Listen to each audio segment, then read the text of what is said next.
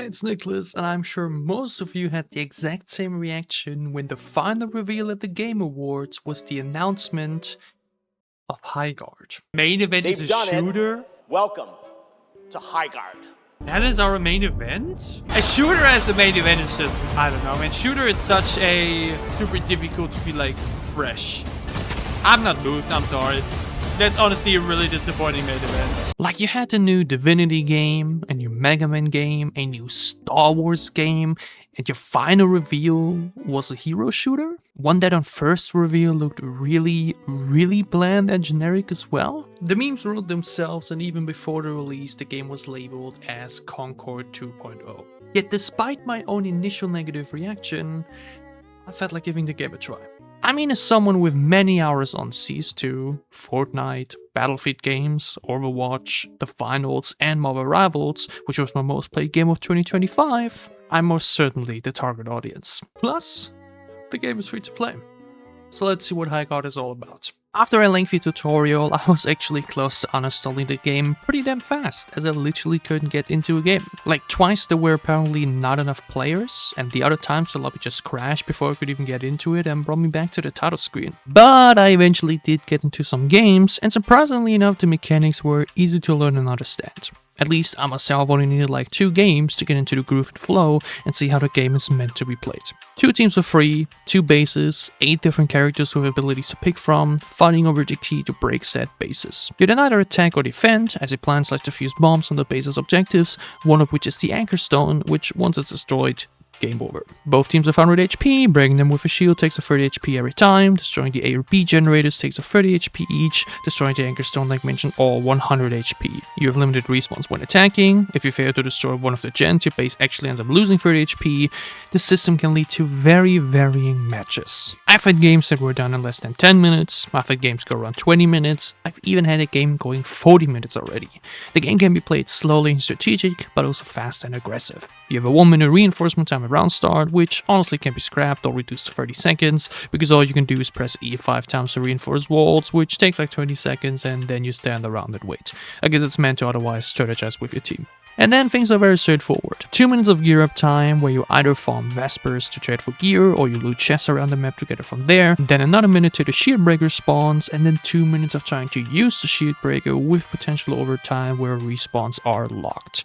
All of this creates a gameplay flow where things can really bounce back and forth. You can, like mentioned, rush enemies in one go or struggle to break through, which leads to this cycle of gearing up, fighting over the shield breaker, and attacking / defending repeating several times, with the gear getting stronger each time as well.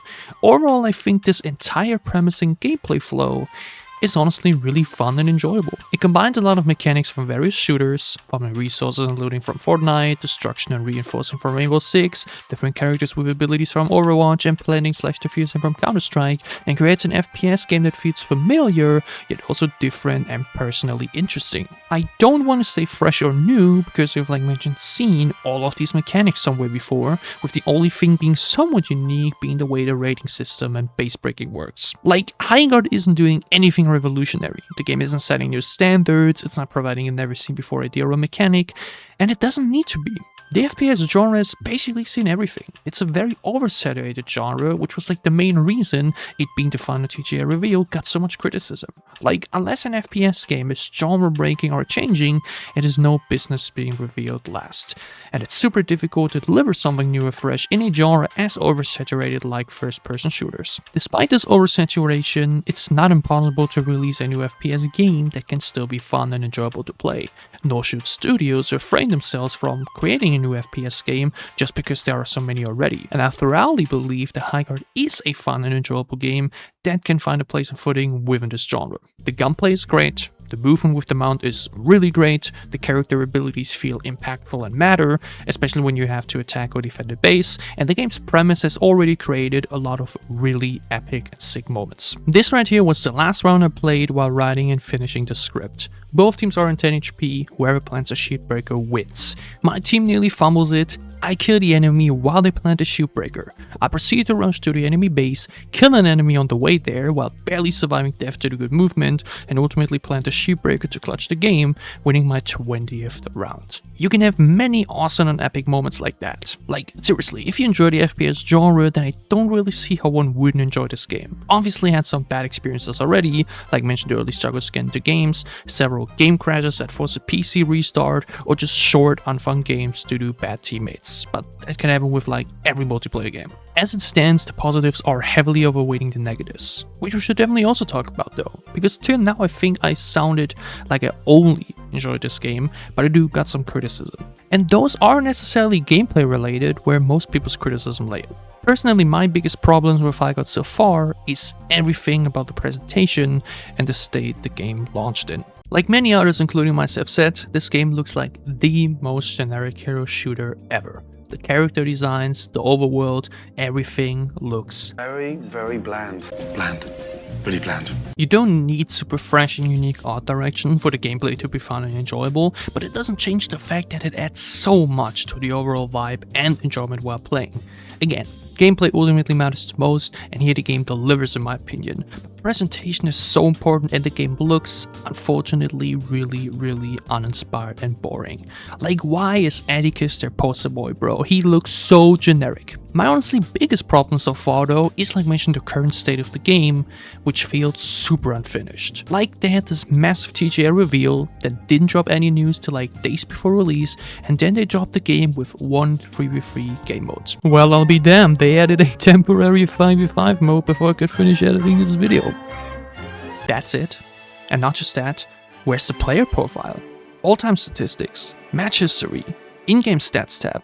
Why does the game feel so naked? At the end of each round you show the amount of eliminations and revives, walls destroyed, yada yada, and you don't give statistic nerds like me the opportunity to see my all-time stats in the player profile? Like, come on bro, it's 2026 and we drop games without these kind of things? Marvel Rivals released at the end of 2024 with the most detailed and satisfying statistic tab I've ever seen. All this information, all these stats, even with the option to see it for each character.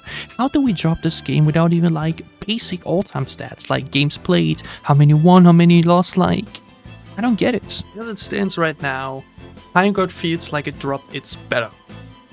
That's what it feels like. Only 8 characters, only one game mode, no player profile, no statistics. It does not feel like a full game. And you know what? It's somewhat okay because the game is free to play. Doesn't change the fact that I don't get it. You have all these eyes on you after the Game Awards and release the game in this very thin state, which just shows me that the game was not ready to be put into that position. Because here's the overall conclusion. Even before the game released, we knew it had no business being the final TGA reveal. And now that the game released, that statement rings true even further. It ultimately is just another FPS game. Something that isn't main event worthy. Had they revealed this game somewhere in the middle of the show, then all this negativity and criticism would not exist. The main reason I wanted to make this video is to give people out there a genuine review that isn't just someone hating for the memes, but actually cares about games and wanted to give new free-to-play FPS game a chance. Fact of the matter is, if the game was announced last at the Game Awards, who knows if I would have even gotten around to play it. This move they pulled absolutely pulled in many eyes on players that they otherwise would not have gotten. They always say bad publicity is better than no publicity, and it's pretty clear that the player numbers would have never been this high without that main event reveal. And I'm also certain that many of the players that will stay and keep playing the game probably also wouldn't have been here without the attention and eyes given to it. So in that sense, this publicity stunt, whoever came up with it, was somewhat successful, despite the negative reviews online. But that meme and dirt attached to the name Highguard will never die down. Actually, you never know with the internet these days. To wrap this up, let me give the game a launch rating. FPS and other multiplayer games are ever changing, which makes one set rating kind of stupid. Like, updates and patches can increase or decrease a rating massively. Highguard, as it is right now, is easily a 7 out of 10. Maybe even a 7.5. Which in my eyes translates to it's good, fun, and enjoyable. It has its issues, it lacks the art direction and feels very thin at the moment, but the core we have has massive potential. Once we add more characters, more maps and weapons, more game modes like 4 teams of 3 or 2 teams of 6, and once we add stuff like player profiles, statistic badges and so on, then this game has potential to be amazing, and with a visual upgrade one day, even incredible. I nearly got all the achievement already, which is fun, and I'm definitely going to play a bit more in the upcoming days. I will keep my eyes on this game, certainly look into rank mode, who knows how long this game can stay within my rotation. That does have a lot to work on, and I hope that we'll be able to ignore the overwhelming hate, focus on the actual constructive criticism, and turn this already fun and enjoyable game into a name that will last for many, many years. This shall be it with this video. If you enjoyed it, leave a like and subscribe, it would help me a lot. What are your thoughts on Highguard? How many games and hours have you played so far? What do you enjoy? What do you not? What could they improve on? I would love to hear your thoughts down below in the comments. I would like mention keep playing the game, maybe drop an update on it in the future, and who knows, maybe even play it live on stream one day. Till then, enjoy yourself some video games. It's Niclas, and I can't wait to see you back soon on my channel.